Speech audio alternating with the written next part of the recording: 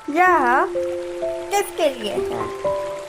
वे जो अच्छे से बात करने के तरीके सीखना चाहते हैं, जो मार्केटिंग के फील्ड में काम करते हैं। क्या आपके साथ कभी ऐसा हुआ है कि आप अपनी बात को किसी दूसरे व्यक्ति को अच्छे से समझा नहीं पाए हो? क्या आपकी बात सुनकर लोग बोर हो जाते हैं, या फिर कोई आपके ऊपर ध्यान ही नहीं देता? आज के वक्त में हमारे पास आज इतनी जानकारी है कि हम हर किसी पर ध्यान नहीं दे सकते। इसलिए अगर आप कुछ बोलना शुरू करें और आपके ऊपर ध्यान ना दे तो इसमें कोई हैरानी की बात नहीं है। सवाल यह है कि ऐसे हालात में अगर आपको एक प्रेजेंटेशन देना हो, एक स्पीच देनी हो, या फिर एक ग्राहकों को ध्यान खींचने के लिए एक ऐड हो, तो किस तरह से आप उनका ध्यान खींच सकते हैं? किस तरह से आप उन्हें बोर होने से बचा सकते हैं? यह किताब हमें इसी सवाल का जवाब देती है। यह किताब हमें बताती है कि आज के वक्त में अपनी बात को कम शब्दों में कहने की जरूरत क्यों है और किस तरह से आप यह कर सकते हैं। इसे पढ़कर आप सीखेंगे आज के वक्त में कम शब्दों में अपनी बात को कहना क्यों जरूरी है, किस तरीके की मदद से आप मुश्किल कॉन्सेप्ट को आसानी से समझा सकते हैं, सोशल मीडिया पर अपने लोगों से अच्छे से बात करने के लिए आपको किन तरीकों का इस्तेमाल करना चाहिए। आज के वक्त में लोगों का ध्यान पाने के लिए अपनी बात को कम शब्दों में कहिए। आज के वक्त में हमारे आसपास इतनी सारी जानकारी है कि हम उनमें से ज्यादातर चीजों को अनदेखा कर देते हैं। हम इतनी सारी जानकारी अपने दिमाग में रख ही नहीं सकते। इसके साथ ही हम एक चीज पर लंबे समय तक ध्यान नहीं लगा कर रख सकते। एक रिसर्च में यह बात सामने आई कि अब हमारा ध्यान सिर्फ 8 सेकंड में भटक जाता है। इसका मतलब अगर आप अपनी बात को 8 सेकंड के अंदर कहने की कोशिश नहीं करेंगे या फिर उसके अंदर लोगों को कुछ ऐसा नहीं बताएंगे जो उनके काम का हो, तो वे आपको छोड़कर कहीं और चले जाएंगे। एटलासियन नाम की एक सॉफ्टवेयर कंपनी के हिसाब से आज एक व्यक्ति को एक हफ्ते में 304 ईमेल आते हैं। इसके अलावा किनर, काउ, फील्ड और बायर्स की रिपोर्ट की माने तो एक व्यक्ति एक दिन में 150 बार अपना फोन इस्तेमाल करता है। इसका मतलब हर 8 मिनट में अपने फोन की वजह से हमारा ध्यान भटक रहा है। इसलिए आज के वक्त में लोगों तक अपनी बात को कम शब्दों में पहुंचाना बहुत जरूरी है। लोग आज के वक्त में अपना धीरज खो रहे हैं और वे चाहते हैं कि हर काम तेज हो। उनके फोकस करने की क्षमता कम हो रही है। इसलिए उनका ध्यान पाने के लिए आपको कुछ ऐसा करना होगा जिससे वे आपको सुनने के लिए राजी हो जाएं। इसके लिए आपको ऐसी हेडलाइन इस्तेमाल करनी होगी जिससे लोगों की उत्सुकता बढ़े और वे उसके बारे में और जानना चाहें। उन्हें पहले ही बता दीजिए कि अगर वे आपको सुनेंगे तो उसका क्या फ़ायदा उन्हें मिलेगा।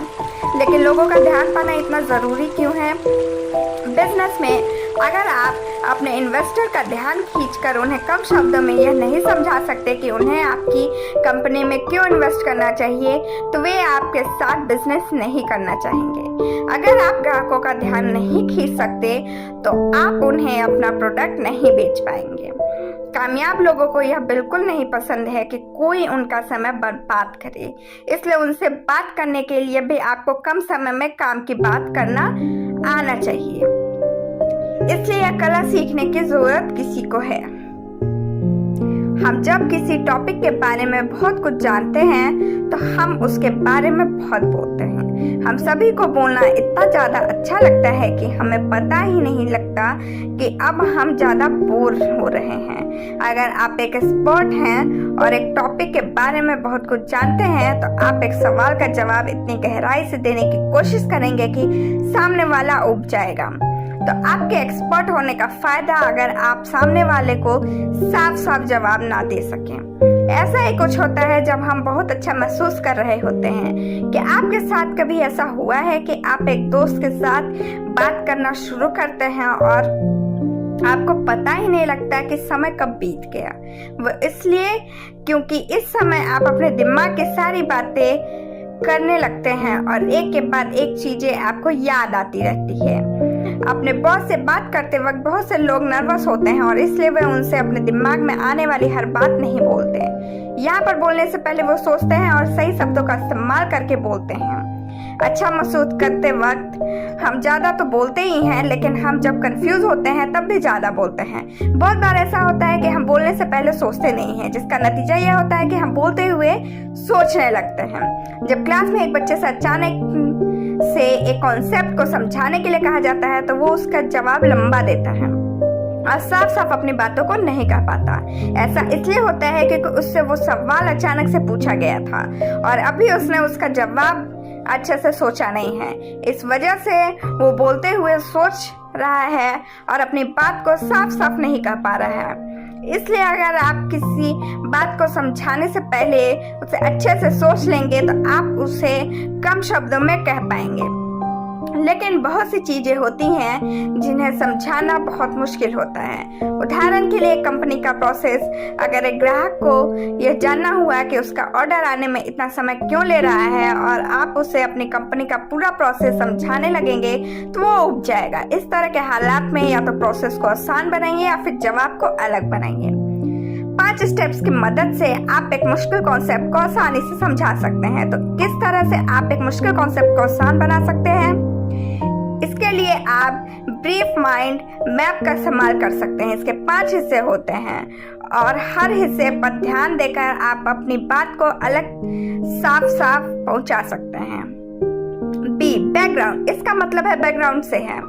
इसमें आप लोगों को यह बताते हैं कि आप जो बोल रहे हैं उसे बोलने के पीछे की कहानी क्या है। यह बताइए कि वो बात कहाँ से निकल कर आ रही है। उदाहरण के लिए अगर आप मीटिंग में एक प्रोजेक्ट के बारे में लोगों को बता रहे हैं तो आप बैकग्राउंड कुछ इस तरह से दे सकते हैं। इस प्रोजेक्ट को हमने 2 हफ्ते पहले शुरू किया था और हमें इससे 2 लाख कमाने की उम्मीद थी। R, region. इसका मतलब रीजन है। इस पॉइंट पर आने के बाद आप यह बताते हैं कि आप जो भी बता रहे हैं उसके पीछे की वजह क्या है। अगर आप एक मीटिंग में हैं तो बैकग्राउंड की जानकारी देने के बाद उन्हें यह बताइए कि आपने वो मीटिंग क्यों रखी है और लोगों का वहां पर होना और आपकी बात पर ध्यान देना क्यों जरूरी है। 3, आई, इंफॉर्मेशन। इसका मतलब है इंफॉर्मेशन। जब आप लोगों को वो बात बताइए तो जो आप बताना चाहते हैं मीटिंग में आप लोगों को बता सकते हैं कि जो प्रोजेक्ट आपने 2 हफ्ते पहले शुरू किया था वो कामयाब हुआ या नहीं, और अगर कामयाब नहीं हुआ तो उसके लिए क्या किया जा सकता है। 4E, ending. इसका मतलब एंडिंग से है।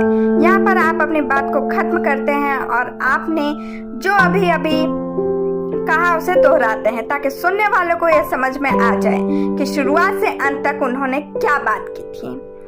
5F, follow up question. इसका मतलब है फॉलो अप क्वेश्चन। इसमें आप यह उम्मीद करते हैं कि आपको सुनने वाले लोग आपसे कुछ सवाल पूछेंगे। अगर आपकी बात का कुछ हिस्सा किसी को समझ में नहीं आया तो वो आपसे यहाँ पूछ सकता है। आपको इसके लिए तैयार रहना होगा। तो इस तरह से आप किसी मुश्किल बात को 5 भागों में बांट कर आसान शब्दों में कह सकते हैं। चित्र का इस्तेमाल करके आप लोगों को एक बात अच्छे से समझा सकते हैं। पहले के वक्त में इंटरनेट पर सिर्फ टेक्स्ट हुआ करता था, लेकिन आज उसकी जगह वीडियो, इमेज, ग्राफिक्स ने ले ली है। एक्सपर्ट का मानना है कि वीडियो के फील्ड में आने वाले समय में बहुत ग्रोथ है। लोगों के पास आज कुछ पढ़ने का समय नहीं है। ऐसे में चित्र और ग्राफिक्स की मदद से उन्हें एक बात बहुत आसानी से समझ में आ सकती है। इसके अलावा स्टडीज ये बताती है कि हम जो देखते हैं उसका 80% भाग हमें याद रहता है, जो पढ़ते हैं उसका 30% और जो सुनते हैं उसका 10% भाग याद रहता है। इसके अलावा दुनिया की 65% आबादी देखकर ज्यादा अच्छे से सीखती है। इसका मतलब आपको लोगों से अपनी बात साफ साफ कहने के लिए इमेज और वीडियो का इस्तेमाल करना ही होगा। अपनी बात को ज्यादा अच्छे से कहने के लिए आप इन 6 चीजों का इस्तेमाल कर सकते हैं। इन्फोग्राफिक, वीडियोग्राफ, चार्ट, इलस्ट्रेशन और एनिमेशन। इनका असर हमारे दिमाग पर शब्दों से ज्यादा होता है। USA टुडे के फाउंडर अर्ल न्यूहार्थ ने एक नए तरह का न्यूज़पेपर निकाला। उन्होंने छोटी कहानियों की मदद से और बहुत सारे चित्रों की मदद से अपने न्यूज़पेपर को पढ़ने में बहुत आसान बना दिया। इस वजह से जिन लोगों के पास पेपर पढ़ने का कुछ ज़्यादा समय नहीं था वे उसे पढ़ने लगे और उन्हें इसमें मज़ा भी आने लगा। अच्छी कहानी की मदद से आप लोगों के साथ अच्छे बेहतर तरीके से जुड़ सकते हैं। कहानियां हर किसी को पसंद है और जब आप इसकी मदद से लोगों को कोई कॉन्सेप्ट समझाते हैं तो लोग आपके साथ बेहतर तरीके से जुड़ते हैं। साथ ही कहानियों की मदद से समझाई गई बात लोगों को लंबे समय तक याद भी रहती है।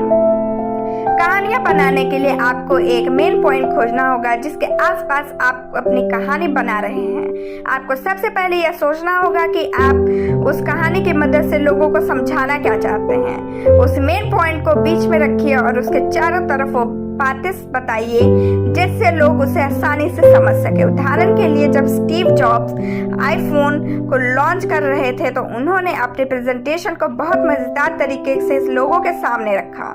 उनका मेन पॉइंट था आईफोन की खूबियां को लोगों के सामने लाकर रखना। इसके लिए उन्होंने यह कहा कि जो दूसरे स्मार्टफोन हैं वो उतने स्मार्ट नहीं हैं। उन्होंने कहा कि हर एक ऐप का इस्तेमाल करने के लिए एक अलग इंटरफेस चाहिए होता है, लेकिन उन स्मार्टफोन्स में प्लास्टिक के कीबोर्ड लगे हैं जो कि हर ऐप के लिए एक जैसे होते हैं।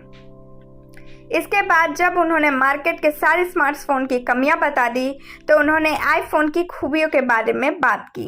उन्होंने कहा कि किस तरह से टच स्क्रीन के होने से उसे इस्तेमाल करना आसान होता है। उन्होंने बताया कि कैसे आईफोन में एक साथ कई सारे काम हो सकते हैं, जैसे गाने सुनना, फोन लगाना और इंटरनेट इस्तेमाल करना। लेकिन कहानियां सुनाते वक्त बहुत से लोग जो गलती करते हैं वो है बिजनेस की कहानियों को परियों की कहानियों की तरह बताना। अपनी कहानी को पुरानी कहानियों की तरह या फिर अंधविश्वास के हिसाब से मत बताइए। इससे लोग आपके ब्रांड के साथ जुड़ नहीं पाते हैं, क्योंकि वो कहानी पहले से ही हमारे दिमाग में बहुत सी चीजों के साथ जुड़ी होती है। जब लोगों को वो कहानी याद आती है तो उसके साथ बहुत सी चीजें याद आती हैं, जैसे आपकी बात उसमें कहीं दब कर रह जाती है। इसलिए अपनी कहानी को अलग बनाइए और उसे साफ साफ शब्दों में कहिए।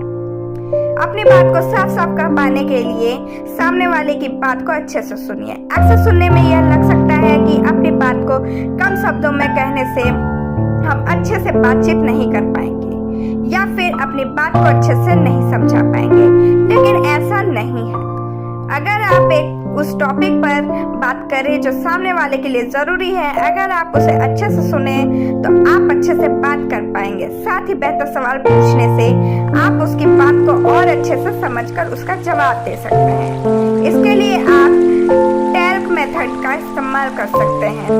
टॉक, इसका मतलब है टॉक यानी बात करना। इसमें आप सामने वाले को बोलने दीजिए और उसकी बात को अच्छे से समझने के लिए उससे सवाल पूछिए। एक्टिव लिसनिंग, इसका मतलब है एक्टिव लिसनिंग मतलब अच्छे से सुनना। सामने वाले की बात को सुनते वक्त कोई दूसरा काम मत कीजिए। ये देखिए कि वो बोलते वक्त किस तरह के शब्द, किस नाम, कौन सी डेट और कौन से टॉपिक के बारे में बात कर रहे हैं। इससे आप यह समझ पाएंगे कि वो किस तरह से सोचता है। 3C कन्वर्स, इसका मतलब होता है कन्वर्स। यहाँ पर आपको यह ध्यान रखना है कि आप टॉपिक को बदलिए मत। जिस टॉपिक पर आपका पार्टनर बात कर रहे हैं उससे संबंधित कमेंट कीजिए। जब वो बोलना बंद कर दे तो अपनी बात को साफ शब्दों में कहिए। बात करने का मतलब यह समझना है कि सामने वाला किस तरह की समस्या से परेशान है या वो किसका हल खोज रहे हैं। इसे जानने के लिए आप उसे अच्छे से सुनिए। जब सामने वाला बोलना बंद कर दे तो आप बोलना शुरू कीजिए। अपनी बात को कम शब्दों में कहकर आप सामने वाले के समय की इज्जत कर सकते हैं। आज के वक्त में CEO अपने काम का 60% हिस्सा मीटिंग में बिताता है।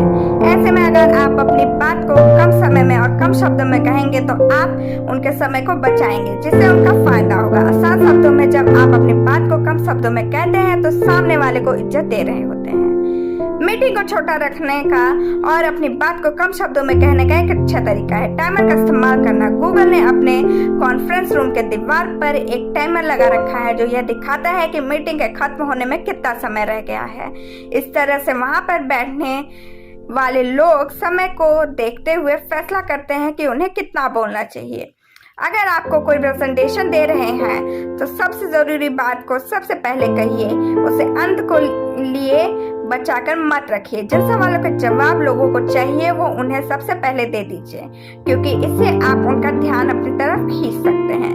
साथ ही सोशल मीडिया पर सिर्फ टेक्स्ट का इस्तेमाल मत कीजिए, बल्कि कुछ ग्राफिक्स का इस्तेमाल भी कीजिए, क्योंकि ग्राफिक्स की मदद से आप लोगों का ध्यान 5 गुना ज्यादा अच्छे से खींच सकते हैं। साथ ही बोलते वक्त वो सब मत बोलिए जो आपके दिमाग में आ रहा है। अपनी बात को सबसे पहले कम शब्दों में अच्छे से अपने दिमाग में तैयार कर लीजिए। इस तरह से आप उसे अच्छे से समझा पाएंगे। अगर आप कुछ बुरी खबर दे रहे हैं तो सब उसे कम शब्दों में कहिए, क्योंकि इससे सुनने वाले को कम दर्द होता है। अपनी बात को घुमा फिरा कर कहने का कोई फायदा नहीं होता है। आप जब अपने साथ काम करने वाले लोगों से बात कर रहे हों तो विनम्रता से बात कीजिए और उनके समय की इज्जत कीजिए। सारांश, आज के वक्त में हमारे आसपास इतनी सारी जानकारी है कि हम उनमें से बहुत सी चीजों को अनदेखा कर देते हैं। इसलिए आपको अपनी बात को कम शब्दों में कहने की जरूरत है, क्योंकि लोगों के फोकस करने की क्षमता कम होती जा रही है। उनका ध्यान खींचना, उन्हें कम समय में उनके फायदे की बात बताना ही एक तरीका है जिसकी मदद से आप उन तक अपनी बात को पहुंचा सकते हैं।